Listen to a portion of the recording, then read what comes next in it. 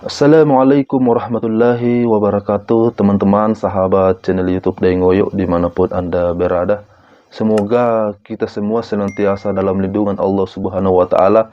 Yang sakit semoga cepat disembuhkan, dan semoga para pejuang garis dua yang ada di channel ini terkhusus semoga bisa segera hamil dan memiliki anak keturunan yang soleh dan soleha. Teman-teman, ada satu kisah yang sangat luar biasa. Semoga dengan kisah ini menjadi motivasi dan inspirasi bagi kita semua, terkhusus buat para pejuang garis dua, yaitu kisah Nabi Ibrahim alaihissalam beserta istrinya Siti Sarah.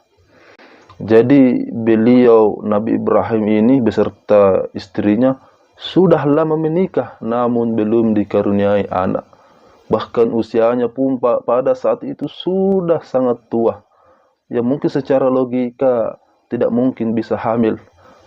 Namun itulah keajaiban dari doa, keajaiban dari Allah, bahwasanya Allah Subhanahu wa Ta'ala itu mampu menciptakan segalanya. Bagi Allah apapun itu mudah, cukup berkata kun fayakun, jadilah maka jadilah. Maka dikisahkan teman-teman, Nabi Ibrahim ini sudah lama menikah dengan Siti Sarah, namun tak kunjung punya anak. Sedangkan Siti Sarah ini adalah seorang wanita yang mulia, seorang wanita yang soleh, yang tidak tega melihat suaminya yang notabene adalah seorang nabi, namun tidak memiliki pewaris. Maka pada saat itu Siti Sarah berlapang dada ingin menikahkan suaminya atau menyuruh suaminya menikah lagi dengan seorang wanita yang lebih muda darinya yang bernama Siti Hajar. Maka Nabi Ibrahim alaihissalam pun menikah dengan Siti Hajar, dan alhamdulillah dikaruniai seorang putra yang bernama Nabi Ismail alaihissalam. Namun teman-teman, tak lama setelah Nabi Ismail ini lahir, hari-hari telah dilalui. Nabi Ibrahim pun sangat senang dengan kelahiran putranya ini. Namun timbul kecemburuan di hati Siti Sarah ini, karena kasih sayang dari Nabi Ibrahim ini sangat besar kepada anaknya dan kepada istri keduanya itu Siti Hajar. Maka Allah Subhanahu wa Ta'ala perintahkan kepada Nabi Ibrahim alaihissalam untuk mengasingkan daripada anak dan istrinya ini. Anak yang baru lahir ini Allah Subhanahu wa Ta'ala perintahkan untuk asingkan ke suatu tempat yang jauh darinya. Maka karena Nabi Ibrahim adalah seorang yang soleh, seorang yang patuh atas perintah Allah Subhanahu wa Ta'ala, dengan berat hati pun membawa istrinya pergi ke suatu tempat yang tidak berpenduduk, ke suatu tempat yang gersang. Nabi Ibrahim meninggalkan putranya yang masih sangat kecil dan beserta istrinya ini Siti Hajar di tempat itu. Siti Hajar pun merintih memohon kepada Nabi Ibrahim alaihissalam agar tidak meninggalkannya bersama anaknya di situ. Namun karena kekuatan iman daripada Nabi Ibrahim ini berpegang teguh atas perintah Allah, maka beliau tetap meninggalkan anak dan istrinya itu di tengah padang pasir yang sangat tandus dan kering. Maka singkat cerita teman-temannya, jadi kita tidak usah membahas daripada kisah perjuangan Siti Hajar ini dan Nabi Ismail ini, karena kalau kita bahas itu sangat panjang teman-teman, karena disitulah cikal bakal daripada rukun-rukun haji, karena dari situlah perjalanan Siti Hajar dari Safa dan Marwah, bahkan munculnya daripada air Zam-Zam ini. Cuman di sini kita membahas proses-proses kehamilan daripada Siti Sarah ini. Nah, pada saat itu Nabi Ibrahim meninggalkan Siti Hajar dan Nabi Ismail ini di tengah padang pasir atas perintah Allah, kemudian kembali ke istrinya. Namun hari demi hari berlalu, Nabi Ibrahim ini merasa sedih, merasa kesepian, dan tetap ingin mempunyai seorang anak daripada istri pertamanya ini, yaitu Siti Sarah. Maka Nabi Ibrahim alaihissalam senantiasa berdoa kepada Allah Subhanahu wa taala, senantiasa memanjatkan doa kepada Allah Subhanahu wa taala.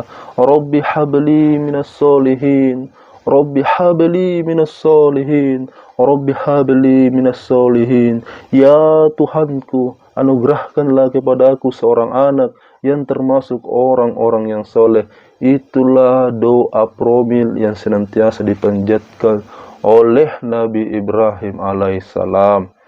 Maka singkat cerita teman-teman, Allah Subhanahu wa taala mengutus beberapa malaikat untuk menemui Nabi Ibrahim alaihissalam. Jadi malaikat itu berubah bentuk menjadi seorang manusia. Maka suatu ketika orang itu datang bertamu ke rumah Nabi Ibrahim alaihissalam. Jadi tengah malam, di malam yang sunyi senyap, tiba-tiba pintu rumah Nabi Ibrahim ini diketuk, tok tok tok. Assalamualaikum. Maka seketika Nabi Ibrahim alaihissalam pun menjawab, Waalaikumsalam. Nabi Ibrahim membuka pintu, kaget Nabi Ibrahim ini melihat banyak orang di depan rumahnya. Maka Nabi Ibrahim berkata, siapakah kalian dan mau kemanakah kalian dan apa tujuan kalian mengetuk pintu rumah saya? Maka orang-orang itu berkata, kami ini adalah seorang musafir yang hendak ke negeri seberang. Namun kami ini kemalaman dan butuh tempat waktu istirahat. Kami butuh tempat waktu untuk beristirahat. Maka karena Nabi Ibrahim alaihissalam ini adalah orang yang sangat luar biasa, orang yang sangat memuliakan tamu, jadi salah satu amalan yang luar biasa daripada Nabi Ibrahim yang Nabi kerjakan, yaitu Nabi Ibrahim senantiasa memuliakan tamunya, baik tamunya itu orang miskin ataupun orang kaya. Beliau selalu memuliakan dan beliau akan selalu memberikan pelayanan yang terbaik. Karena Nabi Ibrahim tahu bahwa tamu itu pembawa rezeki.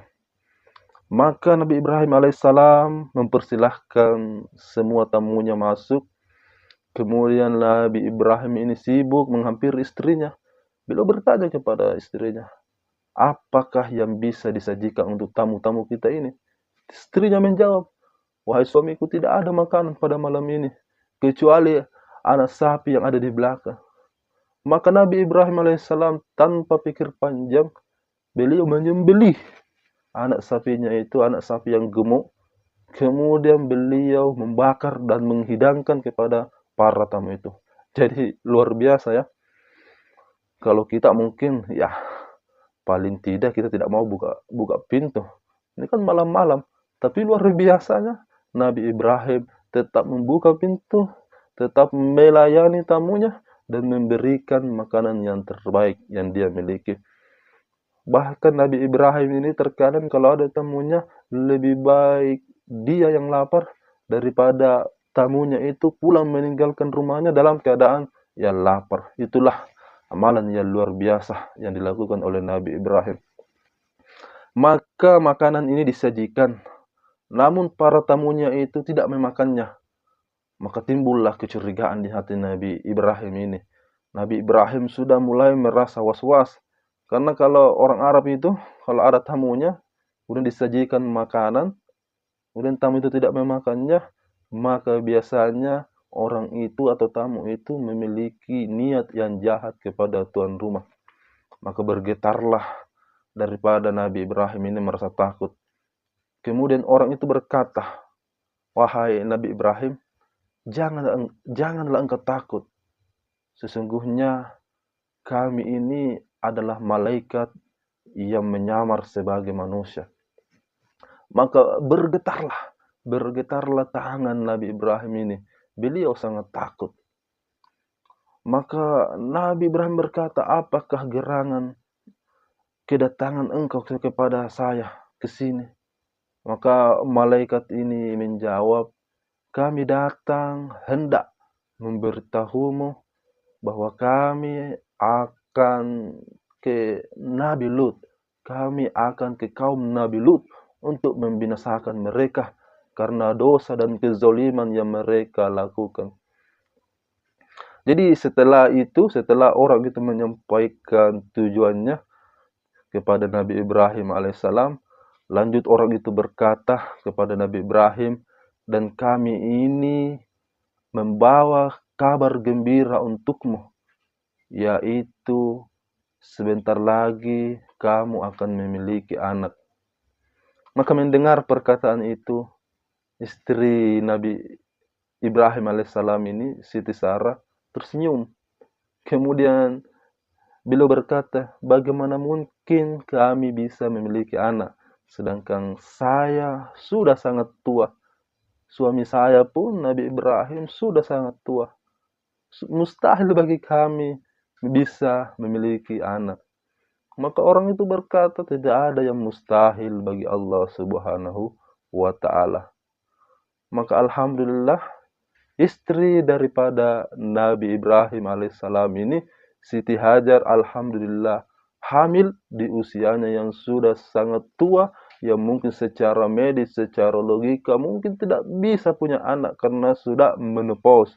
Namun dengan keajaiban Allah, dengan kekuatan doa Nabi Ibrahim alaihissalam dan amalan-amalan kebaikan yang beliau lakukan, alhamdulillah istrinya Siti Sarah bisa hamil seorang anak, seorang putra yang soleh, yaitu Nabi Ishak alaihi salam.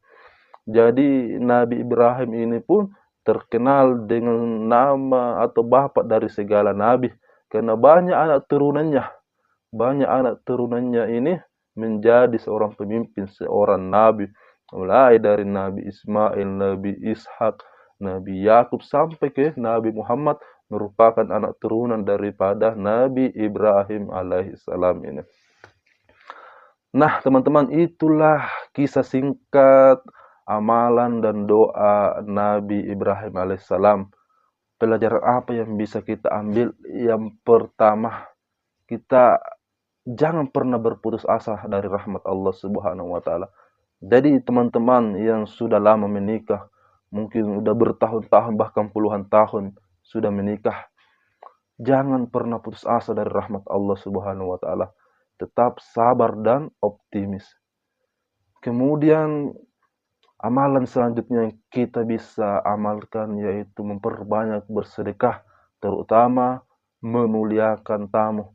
Maka jika ada orang yang bertamu ke rumah kita, siapapun itu, orang miskin, orang kaya, jangan pernah pilih kasih. Berikanlah pelayanan terbaik untuknya, karena sesungguhnya tamu itu adalah pembawa rezeki buat kita. Kemudian yang selanjutnya yaitu memperbanyak membaca doa Nabi Ibrahim, yaitu Rabbi habli minas solihin, Rabbi habli minas solihin, Rabbi habli minas solihin. Perbanyak membaca doa ini, semoga istri kita bisa segera hamil anak soleh yang kelak akan menjadi orang-orang besar, menjadi para pemimpin-pemimpin generasi selanjutnya. Maka saya pribadi mendoakan kepada teman-teman, sahabat, para pejuang garis 2 yang ada di channel ini, semoga bisa segera hamil.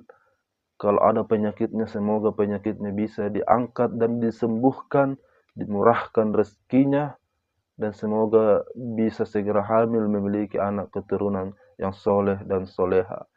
Amin ya rabbal alamin. Assalamualaikum warahmatullahi wabarakatuh.